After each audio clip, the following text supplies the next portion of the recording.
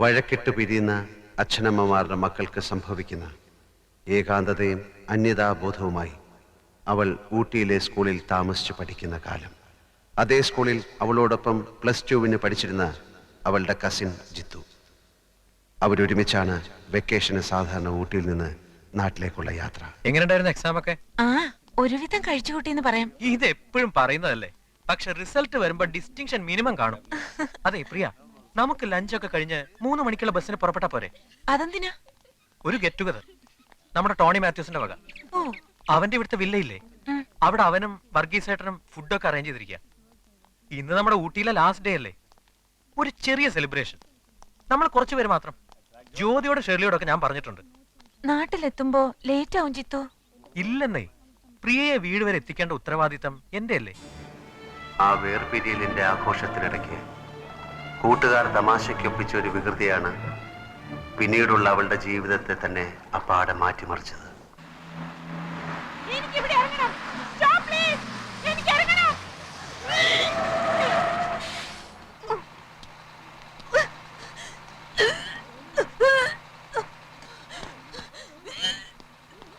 പ്രിയ, എന്തു പറ്റി? അറിയില്ല. പ്രിയ, എന്താ? എന്ത്?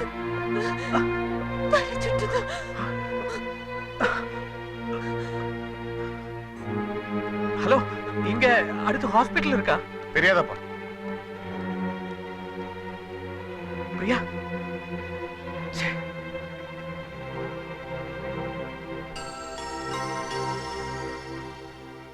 ഹോസ്പിറ്റലിന് ടൗണിലേക്ക് തിരിച്ചു പോകണം. എന്താ പറ്റിയത്? അത് ഒരു ടാക്സി കിട്ടൂ? വിളിച്ചു പറഞ്ഞാ വരും. എന്താ പറ്റിയ കുട്ടിക്ക്? അത് പിന്നെ നാട്ടിലേക്ക് പോണ വഴിയാ. ബസ്സിൽ വെച്ച് തല കറങ്ങി. എന്റെ കസിനാ. വെക്കേഷൻ സ്റ്റാർട്ട് ചെയ്ത് ഞങ്ങൾ ഫ്രണ്ട്സ് സെലിബ്രേറ്റ് ചെയ്തപ്പോ അബദ്ധത്തിൽ കുറച്ച് ലിക്കർ കഴിച്ചു പോയി. ജ്യൂസാണെന്ന് കരുതി കുടിച്ചതാ. അത്രേ ഉള്ളൂ. അതിന് ഹോസ്പിറ്റലൊന്നും പോണമെന്നില്ല. ഒരു മുറി തുറന്നുതരാം.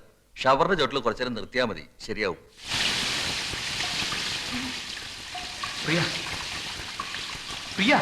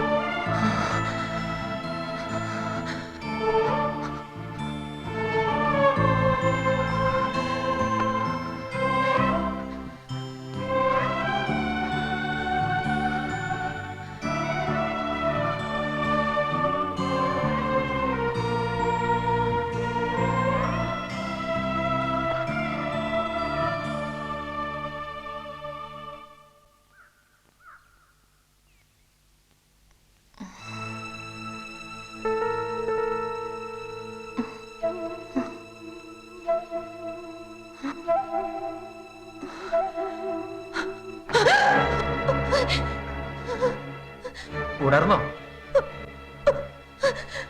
പേടിച്ചു പോയി ഞാൻ. കുറച്ച് ജിന്നകത്തിയെന്നാ ഇങ്ങനെ ബോധം കെടും ഒരാള്. ഷവറിന്റെ ചോട്ടിൽ നിർത്തി തല നനച്ചിട്ടും ഒന്നും അറിഞ്ഞില്ല. സാരമില്ല, വേഗം ഡ്രസ് ചേഞ്ച് ചെയ്തിട്ട് വാ, പോവാൻ നമുക്ക്.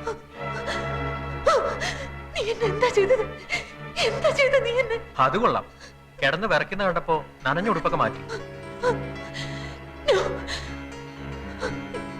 ഇതെവിടെയാണ്? എന്തിനാ എന്തിനാ ഇവിടെ വന്നത്? പറ. എന്താ സംഭവിച്ചത്? പറ. എന്ത് സംഭവിച്ചു? പറ. നീ എന്നെ എന്താ ചെയ്തത്? പ്രിയ, ഞാൻ വേണ്ട. വേണ്ട. You cheat. No.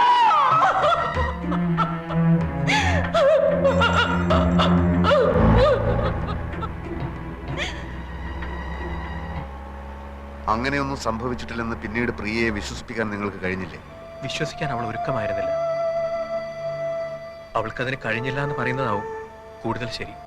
എന്ന് വെച്ചാൽ അന്നേ അവരൊരു മനോരോഗിയായി.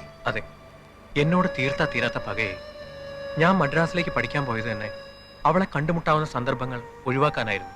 അമ്മയ്ക്കും വല്യമ്മയ്ക്കും മറ്റെല്ലാവർക്കും സത്യം അറിയാവുന്നത് കൊണ്ടാണ് മിസ്റ്റർ സാഗറുമായിട്ടുള്ള കല്യാണം അവർ തീരുമാനിച്ചത്. ഒരു കല്യാണത്തോടെ അവളുടെ മനസ്സ് നേരെയായിക്കോളും എന്നവർ കരുതി. പക്ഷേ അവൾ മദ്രാസിൽ എന്നെ തേടി വന്നു. എന്നെ വകവരുത്തുകയായിരുന്നു ഉദ്ദേശം. അവിടെ 6 മാസത്തോളം ഒരു മെന്റൽ അസൈലത്തിലായിരുന്നു. പിന്നീട് തറവാട്ടിലേക്ക് പോകാൻ അവൾ കൂട്ടാക്കിയില്ല. ഹോസ്റ്റലിലൊക്കെ താമസിച്ചു പഠിച്ചു. വർഷങ്ങൾക്ക് ശേഷം വീണ്ടും എന്നെ കാണുമ്പോൾ ഒന്നും ഉണ്ടാവില്ല മിസ്റ്റർ ജിത്തു. എല്ലാവരുടെയും സാന്നിധ്യത്തിലല്ലേ നമ്മൾ കാണുന്നത്. നിങ്ങളുടെ സ്വാന്തനപ്പെടുത്തലുകൾ ചിലപ്പോൾ മറ്റേത് മരുന്നിനേക്കാളും ഫലം ചെയ്തെന്ന് വരും. No, I don't want any explanation. ഇത്രയും പേരുടെ ഡ്യൂട്ടിക്കുള്ളപ്പോൾ ഇതൊരിക്കലും സംഭവിക്കാൻ പാടില്ലായിരുന്നു. ആ പേഷ്യന്റ് എന്തെങ്കിലും പറ്റിയാൽ അതിന്റെ ഉത്തരവാദിത്തം നിങ്ങൾക്കായിരിക്കും. എന്താ ഡോക്ടർ? ഇവര് കുളിക്കാൻ കയറുന്നത് വരെ പ്രിയ റൂമിൽ ഉണ്ടായിരുന്നതാണ്. Now she is missing.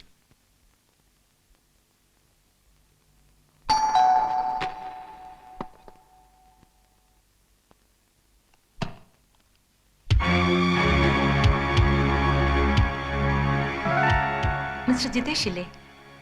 ഇല്ല. ആരാ? ബിടെക്കിന് ഒരുമിച്ച് പഠിച്ചതാ ഞങ്ങള്.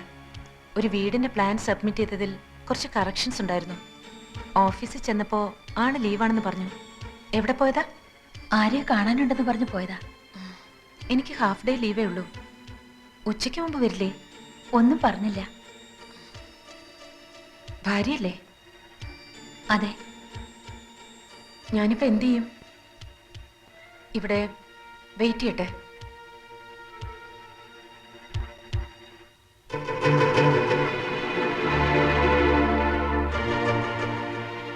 കുടിക്കാൻ കുറച്ച് വെള്ളം.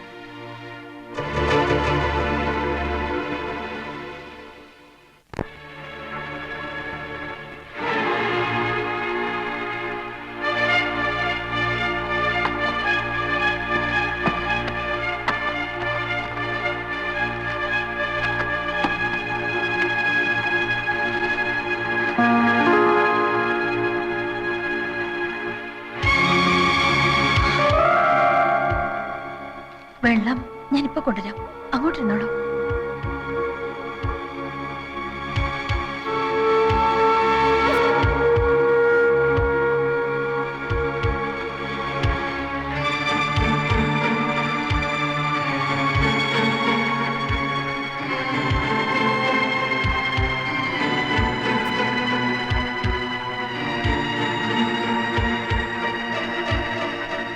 വെള്ളം. നിങ്ങളുടെ കല്യാണം കഴിഞ്ഞിട്ട് എത്ര നാളായി? 2 വർഷമായി. എന്താ പേര്? പേര് ശോഭ.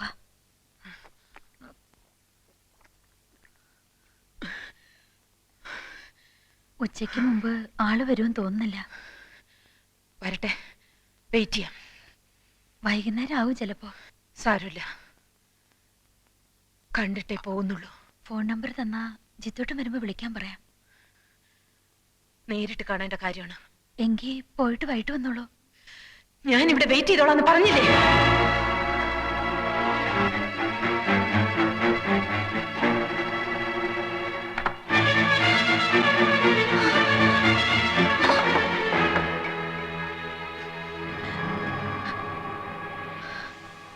ഹലോ, പ്രകാശനല്ലേ? ഞാൻ ശോഭ. ജിത്തോട്ടിനെവിടെ? എവിടെ പോകുന്നെന്ന് വല്ലതോ? വന്ന് പെട്ടെന്ന് ഇങ്ങോട്ടൊന്ന് വരാൻ പറയോ? അല്ല വേണ്ട, പ്രകാശേട്ടനൊന്നും ഇങ്ങോട്ട് വരുമോ? അവര് വന്നിട്ടുണ്ട്. അപ്രിയ ജിത്തോട്ടിന്റെ പഴയ അവര് മെന്റൽ ഹോസ്പിറ്റലാണെന്ന് ജിത്തോട്ടൻ പറഞ്ഞത് ഓർമ്മയുണ്ട്. ഇല്ല, അറിയില്ല. എനിക്ക് പേടിയാവുന്നു. ഞാൻ ഒറ്റയ്ക്കുള്ളൂ. ശരി.